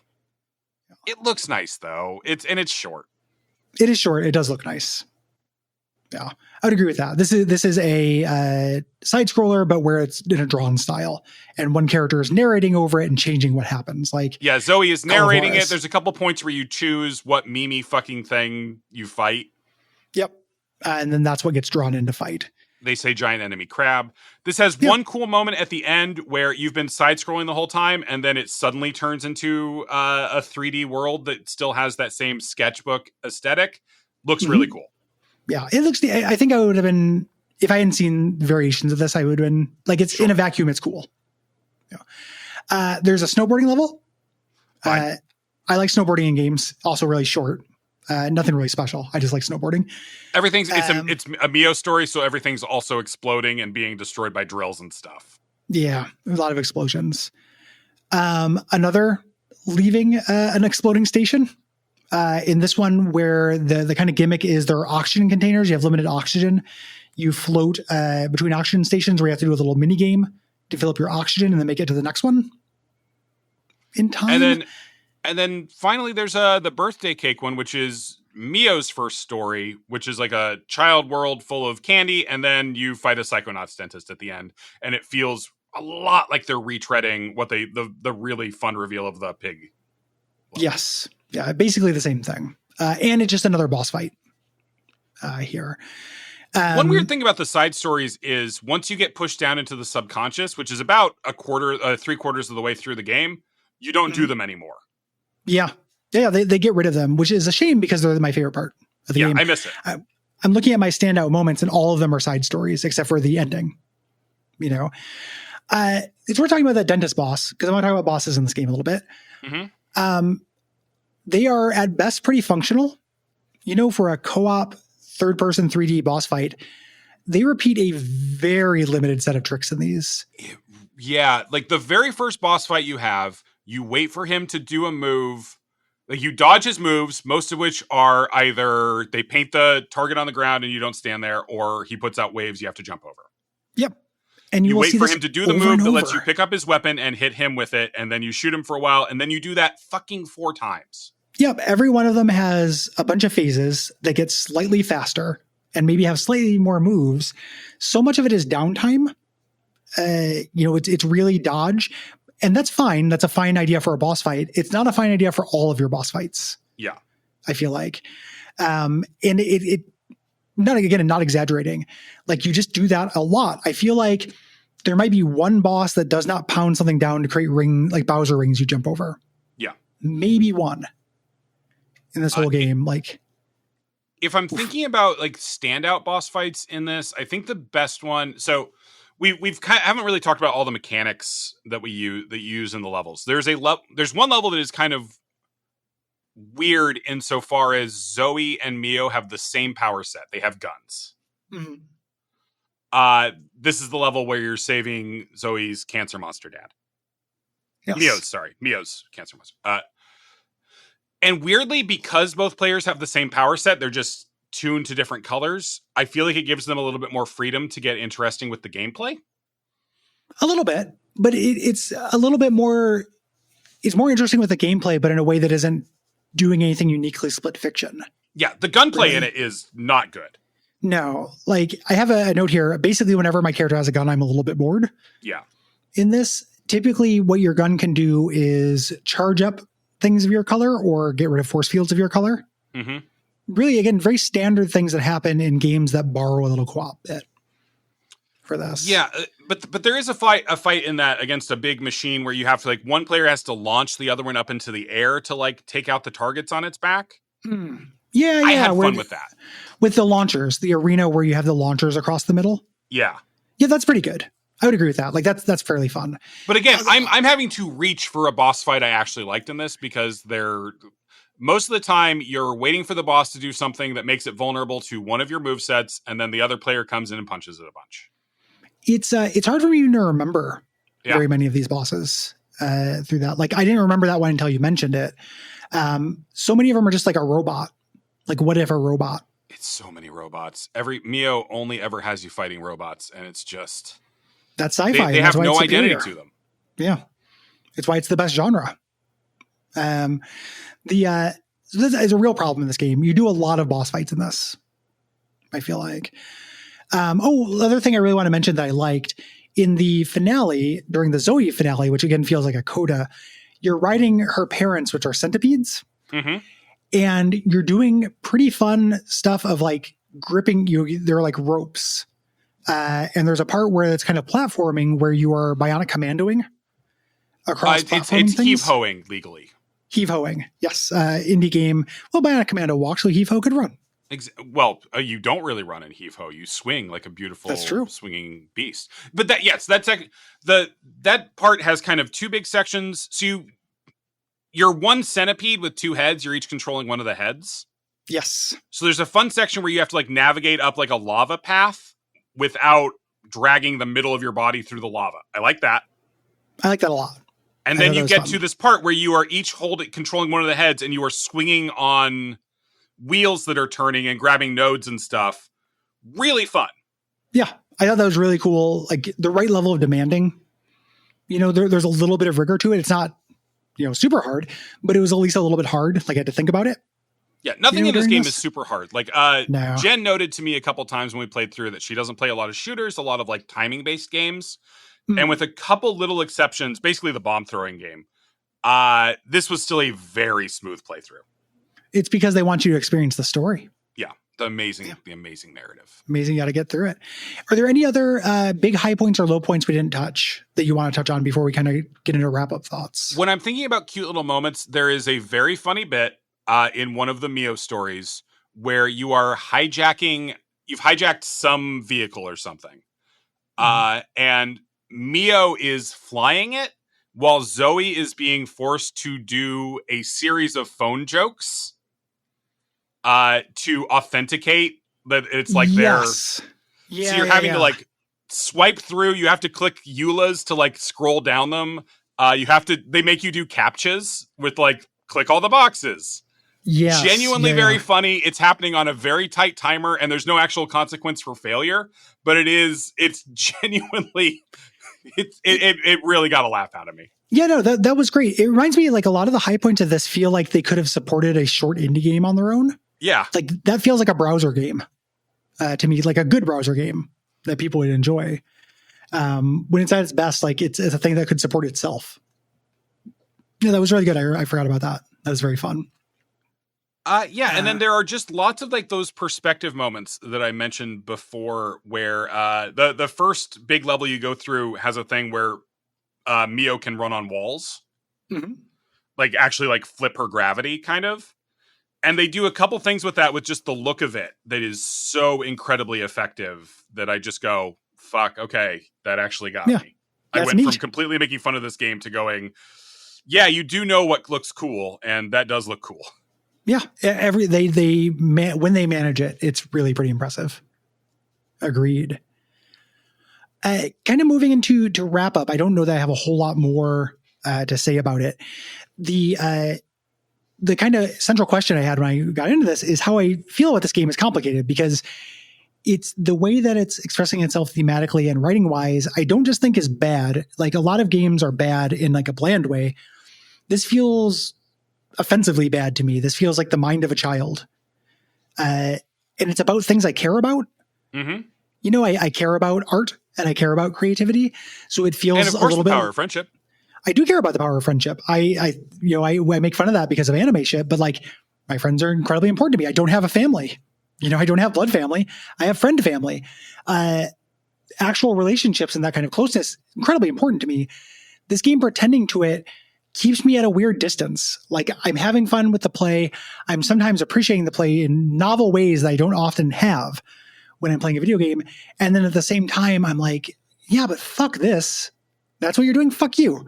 Like this eye rolling that actually is interrupting my fun a little bit. The thing is, you say pretending, but I think we touched on this before. I think that this is the best that Joseph Fares and then the people following his directives can do in terms of writing. I don't think they're being lazy. I think this is what they think good writing feels and sounds like. And what I read about this is wild. There are people for whom this really resonates. Even the writing, you can read accounts of people who are like, oh man, I cried my fucking eyes out at the end of Split Fiction. Like, I would do anything for these girls. This is a ride or die simulator for these two girls. And that is a deeply alienating feeling for me. Yeah, I like I said, there are moments in this that work a little better for me than they did for you. Like I mentioned, there's that moment late in the game where you're in Zoe's subconscious and she is just destroyed. You've been eaten by the Hydra of grief, Gary, whose head you cannot cut off because it will always grow more. Yeah, that's grief. The fucking metaphors in this game. And what is grief but Zoe, a Hydra persisting? And what, Gary? I said, what is grief but a Hydra persisting? I'm so sorry I talked over that. Gwen, make it so I didn't talk over that because it was a good reference to a line I hate from a TV show. That's why I was doing it. I was getting a little guppy jab. Yeah. And then you have this moment where, because in that level, Mio is like, she's themed around light for whatever fucking reason. But, and she is like, literally, for that gameplay section, Zoe can't move out of the radius around Mio. So I can joke it's a codependency simulator, which they also have another bit where they're tethered together. If they get too far apart from each other, they literally die. Yeah. That's earlier in the game. But I think that's actually, again, a moment where the play reinforces the theme. And I think when they do that and they're not talking, the game does cool, emotionally affecting things. But no, at the end of this, I was like, all I said at the end of this was like, God, I bet that book they wrote together sucks shit. One of the worst books ever written. Like, yeah. I guess my thesis here is those two things interface with each other. Like, at least for me, this idea, you don't have to have like perfectly realistic characters to have those bits where one character's friendship is the light that's protecting the other one from grief, which is a fine thing to do. But I do have to believe in them as people. And I do have to believe they have interior lives.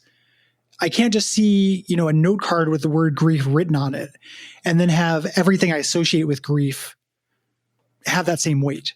Well, that's why we have to shoot you with the drug from the Invisibles that makes thank you literal World's concepts become one of my favorite jokes in a comic ever. Everyone should read the Invisibles. The art gets real dodgy at the end. Yeah, but yeah, that's what it feels like it's doing to me. It's trying to make a symbolic representation of these big concepts without doing the work to actually. And I keep saying not doing the work. They think they are. Yeah, they are doing their version of the work. It's just not very good. Joseph Fares talked about how these two characters are based on his daughters. Oh, and geez. like, horrible, right? I take it all back. I take it all back. It's good. Everything. I like the characters. It's good. All right. I'm just imagining being like growing to have an interior life, reading some books, learning about, fiction, and then playing this game and being like, this is what fucking dad thought of me? Holy shit. Whoa. It also made me think, the other thing and this is just journey to the center of the Gary shit that I'm always doing, is that other people are better at ignoring play or ignoring words than I am. I was going to gently mention that. Yes. I don't even necessarily think it's a weakness. It's just my approach to media. I don't ignore things that are part of the thing for me. Other people will be like, this game is super great. You just have to ignore all the dialogue. I can't do that. I'm not capable of doing it. I don't know how much of it has to do with the job because I'm like evaluating it, even when I'm not playing it for work. But it's very difficult for me to do that. So those things always talk to each other for me. For me, even lacking that weakness that you clearly have, the fact that even if it's not dragging anything down for me, I don't feel much for these characters most of the time. I don't like them very much. And it a lot of what it's doing is reliant on me rooting for these people when really, I don't know, I kind of want the guy who made the holodeck to win a lot of the time. I kind of wanted the second intern to win. Yeah. Is that the one who doesn't one of them ditch out earlier than the other? Yeah. It's the one with the backbone, the lady. Yeah. There's a white lady and a black guy, and the white lady ditches out earlier. Make of that what you will. That's woke mob. But yeah, that's basically what I mean. Like, even if you can ignore their writing and stuff. Yeah, if you're not broken in the way Gary is. If you're not broken the way I am, imagine how much stronger it'd be if you didn't have to. Yeah, absolutely. If I actually liked Mio and Zoe, the end of this would hit so much harder. Yeah, it would work. Like, it would actually work, as opposed to being a game that I finished and I was like, oh, that was really fun. God, I hate so much of what was said and thought about in that. You excited for the movie, Gary? No. Yeah? It's got newly controversial icon Sydney Sweeney attached to star. Oh, hey. Presumably it's Zoe. Oh, she's playing Zoe? I mean, I would guess. There's only 3 characters in it, and Mio's not Sydney Sweeney coded. No. I was trying to think of which one is more scantily clad. Here. They're both in kind of skin tight stuff. Oh, there's a bit where they're feeling triumphant, so Zoe does a Sailor Moon transformation sequence. And I went like, yeah, okay. Yeah, cute. That's cute. Cute reference. Any other final wrap-up thoughts on Split Fiction? John M. Chu is directing that. Ooh, and the Deadpool and Wolverine writers are writing on it. Well. What else has that person directed? He's done Wicked and Crazy Rich Asians. I see. Okay. I'm not excited for the movie. No, they announced it immediately after like the sales figures for the game started coming in. Yes. So feels a little cynical to me. We'll see. They'll probably have to, you know what? It might end up being a little bit like the Ready Player One movie where, like, because this has so many references and because it's doing genre stuff, like they'll probably have more direct pastiches. Maybe it can be like Wreck-It Ralph where Bowser shows up. I like Wreck-It Ralph. Be a good way to do it. Yeah. You know? So should you play this? You could play Wreck-It Ralph instead. Go to your local arcade. They might have the cabinet set up. It's okay. It's fine. I don't think it's less good than Donkey Kong, which is what it's riffing on. So it's way less good than Donkey Kong. It just, I think this is worth playing if you have a co-op buddy. That little digression probably sounds so insane to people who don't know they made a Wreck-It Ralph arcade cabinet. They did. It's cute. It's cute that they made it. It's cute. You'll play it once and then never again. Yep. It's not very good. Weirdly too hard. Like Donkey Kong is not, there's a challenging game that gets challenging as you go, but it has the grace to make the first level pretty easy. Yeah. The Fix It Felix game is just balls hard right out the gate. And if you're in an arcade that has it, you're probably in an arcade that has kicks. You could be playing kicks instead. Yeah. You could do you're probably in an arcade that has Donkey Kong and Donkey Kong Jr. Maybe Donkey Kong 3, which also I think is a pretty good game. Or the Tron games. Tron games are pretty good. Tron games is pretty good. Or some other good arcade games of the classic age. This is kind of a Tron pastiche, Split Fiction. There is like a Tron section. There's a part with more neon. The whole game is Tron. You're sucked into the fiction. You're sucked into the fiction. I just meant there's one of the sci-fi sections does have a little bit more neon than the others. I'm surprised they didn't do like a light cycles thing. Me too. There's saving it for Split Fiction too. Gary, sci-fi stop versus it. Don't romance. say that. Okay. Don't fucking say that. Don't. The secret is real and you're using it for bad. What if the way it worked is they keep making sequels to this and whichever genre is better challenges a new genre in the new sequel? Okay. So like in the next one, we'd have light cycles because it'd be sci-fi, but it'd be against, a different new genre. So you do think sci-fi is better than fantasy, inarguably, and you've tipped your hand and revealed it. I don't think that. I think that you just said that sci-fi wins. No. I think that the perspective of the game is that it wins. It's paid so much more attention. Mio's story actually is very much focused in this. It feels more sci-fi focused. Okay. Also, the game itself is a sci-fi conceit. Whoa. Yeah. What if this just took place in a world of wizards and they were entering a cauldron? Ooh. What if this took place? What if in Split Fiction 2 they go into the game Split Fiction, which itself is fiction? I know. Gary, small chance that actually happens. I think genuinely in reality. Yeah, I know. My Lathe of Heaven is getting a workout today. Yeah, because maybe in Split Fiction, they have not announced Split Fiction 2, but it made so much money. The only thing that will stop it from happening is Joseph Ferris genuinely having he has an artistic point of view and he has artistic pride. He's just a terrible writer. Yeah. That being said, they make a Split Fiction 2 where they've made a video game or a movie adaptation of Split Fiction 1 and you have to go back through it. Yep. Does seem like something they do. It will depend on whether he gets greenlit to make Balls 2. God, maybe this will get him back into the Balls-averse. I like him to get into the Balls-averse. I would enjoy that. Oh, last thing. I forgot this is why Kay's better at doing notes than I am. Yeah, Gwen, go back and put this in where it's supposed to go. You only had to buy one copy of this game. Kicks ass. Such an amazing... That kicks ass. Hey, literally, I don't grade my reviews for work, but that's like a letter grade right there.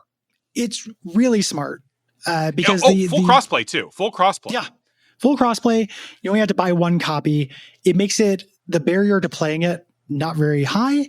And it makes it a good value, right? Like half of this, like splitting this with a buddy, either as a gift or just you both pay for half of it, is about how much this should cost.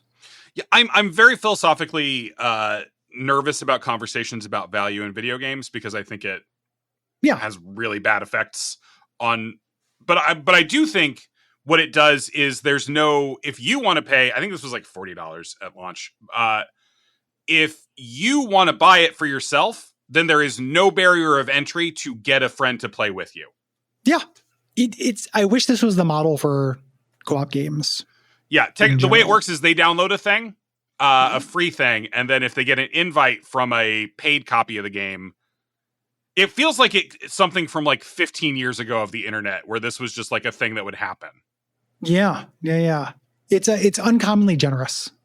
And I think it's at least partially responsible for the really high sales. Will, where can people find you on the internet? So if you want to hear me make stupid jokes with Gary, you can listen to Everything to Guppy here on Duckfeed. It comes out on Tuesday mornings. It is ostensibly a podcast about talking about everything in the video game The Binding of Isaac. More often than not, it's a very stupid improv comedy show that uses Isaac concepts as prompts. Mm-hmm. We are currently, I think, 2/3 of the way through talking 1 hour at a time about every monster in the game. It's a blitz. We're blitzing through it. You said it was ostensibly a Binding of Isaac. If you like that, you have to get in quick. Because it's going to pivot once we run out of Isaac content. We're on episode like 1,100 or something. And we are going to run out. 1,060, I think. Yeah, we are going to run out of Isaac content soon. So hurry up. If you would like to see me play video games, I stream at twitch.tv/plumberduck on Friday and Saturday nights at 8 p.m. Pacific. I am usually accompanied by my friend John, who I'm currently in the middle of replaying this game with. Lately, we've been playing through Night Rain with the help of John's wife, Desiree. It's helped me find the fun in a game that aggressively didn't want me to find it. So that's nice. Mm-hmm. I'm also, if you want to read my professional writing, I am William Hughes at the AV Club. I run, like I said, I do my weekly game theory column. I also write a lot of news wires and anything else that people need help pitching in on. But yeah, I have something like 12,000 bylines at the site. So if you click around enough, you'll see something by me. Yeah, it's the only games writer who I read religiously. Do you think you'd read my stuff if we weren't friends? Yeah. Liar. No, I'm lying. Yeah, I'm habituated to it now. The AV Club is one of the places I look for games writing. Okay, but you wouldn't have ever, I don't think you would have gotten habituated if not for the friendship. I have no idea how to do the counterfactual for that. Well, so who knows? It would depend on what you were writing at the time. You know, it's like if you going to be about detective games. You've written about a lot of different stuff. If like I happened to find you when you were writing about something I was interested in, there's a good chance I would have been onboarded. If you happen to be writing about like one of your 6-month stretches where they're very limp defenses of clickers, then I might not have been onboarded.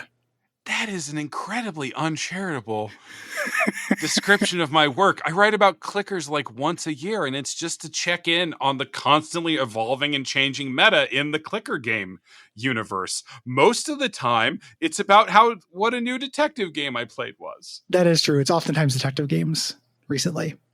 Yeah, but it goes through phases. I've been doing it for years, so you haven't been in the detective phase the entire time. Yeah, I guess not. It is mostly, I guess, clicker games. Yeah, I said that to hurt your feelings. There's a little preview of everything to Guppy for everybody. And it would be, the polite thing for me to do is to have my feelings be hurt. Yes, that's the tacit agreement we have with that. If you like this show, watch out for fireballs. We appreciate you listening to this. If you are any kind of marginalized, premium? Is a premium? No, not a premium. What the fuck? I know everyone gets. Make me premium, Gary. Someday we'll do. We didn't do any guest episodes as premiums this first round because we're just experimenting with it. Spread around the money. We've got to spread around that money. If you want to give us that money, go to patreon.com/Duckfeed.tv. If you are a marginalized creator and you have any kind of project or product you'd like us to shout out, send me an email, Gary@Duckfeed.tv. Include your name, link, pronunciation, any pronouns, anything I might need. We'd be happy to do so. If you have thoughts about Split Fiction, it is too late to write those in. I know. We'll be reading those thoughts on Split Fiction and Mercenaries and Metroid Zero in the dispatch this month. But if you have thoughts about next month's games, aka largely Gary gets that month off, it's going to be about Outer Wilds, the Outer Eye or the Inside Eye, Echoes of the Eye, Majora's Mask, which is with Bob Mackey. I'm not on that episode. And then the premium episode for that month is Against the Storm, which I'm really excited about. Storm is so fucking good. Super excited. Join us in welcoming Bob for the show. That'll be fun. You can also leave us ratings, reviews on Apple Podcasts, Podcast Addict, and you can join us and thank our producer, Gwen. Thank you, Gwen, for fixing the Colin Firth thing. Also, if people want to let Bob know it's been a while since he's had me on a Retronauts, you could maybe mention it. Yeah, might be worth a shot. You got to find another game that he wants to talk about that only you have played. No one else wants to talk. Yeah, yeah. Those, we're joking about that. I sincerely really like your episodes of Retronauts. That's nice. Yeah, no, I do. It was great. The Final Fantasy. I like it because it allowed Retronauts to be negative a little bit. Sure, Final Fantasy 16 is a game of contrasts. Well, I mean, I think that Bob feels basically the same way you did about it. Mm-hmm. And it was just nice because it feels like that show. I love that show. One of the first podcasts I ever got into, but it oftentimes, Same. If they don't have anything to say, anything nice to say, they don't say anything at all. It feels like, and like some games ain't nice. Some games have good and bads. So I like seeing that side of them. Yeah. Anything else? At the end? No, I got friends in town this weekend. I think we're gonna do an escape room. Later. They're out at the fancy Portland bakery where you can get ube lava cheesecake right now. So I might get a bite of that later. Nice. Until next time, what should they watch out for, Will? Ube lava cheesecake, I think. Yeah. It's so fucking good, man.